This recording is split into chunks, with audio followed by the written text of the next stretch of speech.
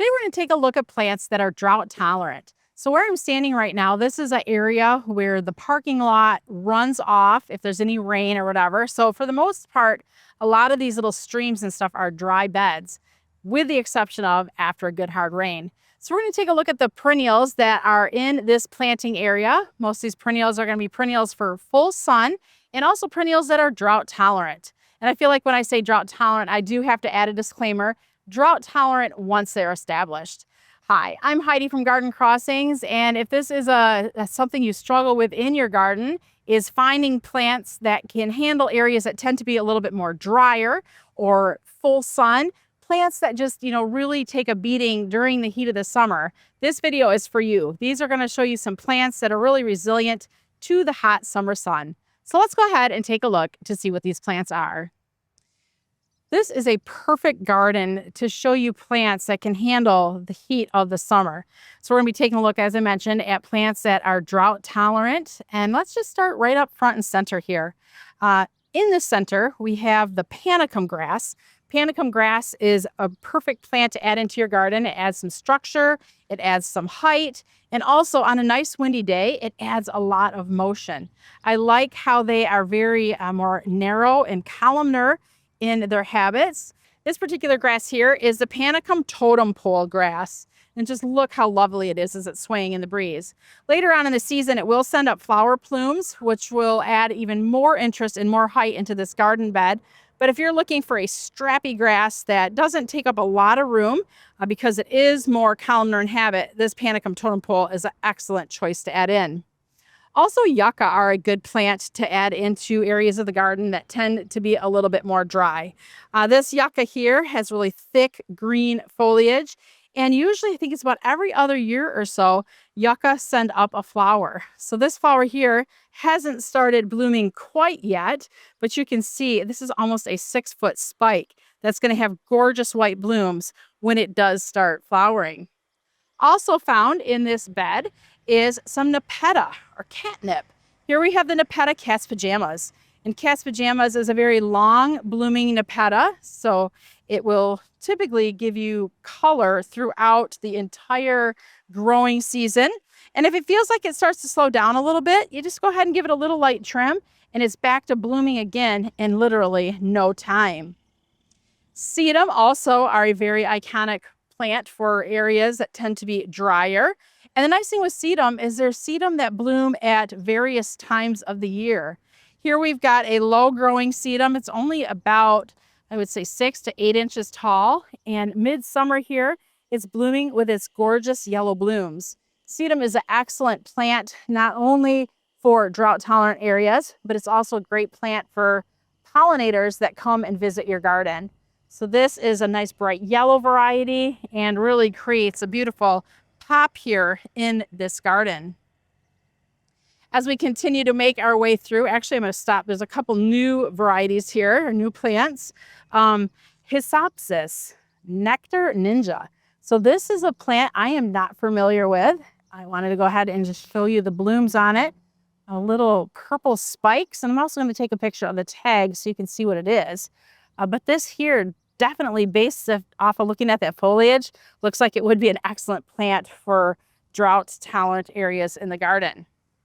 Also, we're seeing a lot of black sedum growing in here. This is the back and black sedum, which this time of year has excellent dark black foliage. And later on in the fall, it's going to have really pretty reddish, pinkish blooms. But even before it starts blooming, that foliage really adds interest into this garden bed. Penstemon Golden Gala, nice golden foliage. It's not flowering right now, but you can see how that foliage adds a pop here into this garden as well, giving a lot of unique texture and color interest in the form of foliage. Now, one of my favorite plants in this garden right now is Kniphofia, and this is the Kniphofia Hot and Cold. They're just starting to bloom. Kniphofia comes in a lot of different colors. This one here is orange and yellow. The newer, the less open part of the flower is more orange, and the older little florets have more yellow on them. I just love how Kniphofia add this spiky, fun, whimsy look into really any garden, but particularly into gardens that tend to be more on the dry side. Achillea or yarrow is another fantastic drought tolerant plant that attracts the pollinators into the garden. These here are just a little bit past their prime, which doesn't matter because they're still looking really good. This particular yarrow is called the Sassy Summer Lemon. Beautiful lemon blooms. And if you like the look of yarrow, but maybe yellow isn't your color, they come in a lot of different colors. There's orange and red and white and various colors of pinks. So there's a lot of variation in the Achillea family of plants. We're going to go ahead and just kind of pan over and look at some of the other things in this garden. You can see there's some more sedum there closer to the parking lot. Some more Kniphofia in the distance as well. Also, too, there's a lot of low-growing sedum that's running right along the edge of the rocks there, which is where the water flows as it drains off the parking lot. Here's Sedum Autumn Fire. Nice green foliage right now. Later on this season, I believe that will have some nice pink blooms. Some more shots of that Kniphofia. And I like the Kniphofia. They dance in the breeze. It's just a fun, whimsy-looking flower. We're going to go ahead and cross over the bridge and head to the other side of the garden. But as we do cross over the bridge, I want to show you kind of what's going on here. So here is where the path continues to go, and you can see how it's all dry right now, and it runs down there into a very low lying area here in the garden bed. So this is where all of the water from the parking lot drains off and into. And that's just kind of a little holding area. You can obviously, it hasn't rained in a long time because there's literally absolutely no water in that little area. One thing I do want to point out though is they do have some hibiscus planted in there, which hibiscus, if there was standing water, hibiscus can handle the standing water. And then deep down in the middle there are more irises. And irises are another plant that can handle definitely standing water or water's edge type situations. Some more sedum. This is a nice variegated sedum with that green with the yellow edge on it. We're going to try to get the name of it as we make our way around. More Achillea or yarrow. This here is a beautiful white variety. I'm hoping we'll see some other colors too as we make our way around this bed. So the Achillea, the white Achillea, is the Firefly Diamond, and the sedum is Frosted Fire. Hot and Cold is the name of the Kniphofia that we're seeing here in today's garden. Here's some more of the Nepeta. This is the Catwalk Queen. And I do want to show you also too some Mangaves. They've got some Mangaves kind of sprinkled in here as a border. And they just add kind of that fun southern, I feel, or southern or desert kind of vibe going on into this garden here. You see some more of the Penstemon there with a coppery golden yellow foliage. The Penstemon is called Copper Tones. More of the yarrow, some more of that yellow.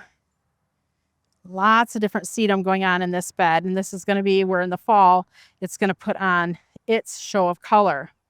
But I love how they have this drift or these little groupings here of the Kniphofia. Definitely Kniphofia is highly present in this garden. Lots of it throughout. And it's one of those plants that if you kind of sprinkle them throughout the garden, it kind of carries your eye through. Because as I'm walking, I keep looking to the next little grouping of Kniphofia and then on to the next one. And it's really carrying my eye through in this garden bed. Also, some low-growing ground cover is Delosperma, Dancing Embers. So Dancing Embers right now is pretty much done blooming, although there are a few little flowers here yet, here and there. But that was putting on a show earlier on in the summer, or let's just say late spring. So definitely a lot of different options of plants that you can put in an area that does tend to be more dry in its habit. And there's a lot of different structure, a lot of different motion. There's just a lot of really beautiful things going on in this garden as well. We've got some nice evergreens that kind of give a fun and whimsy look. Unfortunately, I don't know what those evergreens are called, but I do think that they're really pretty in this garden bed and add a little bit of structure to it as well.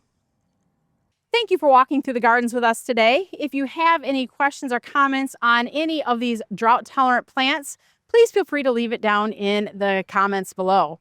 And if there's any plants that look interesting to you or that you want to add into your garden, you can head to our website, gardencrossings.com. Thanks for watching. I'm Heidi from Garden Crossings.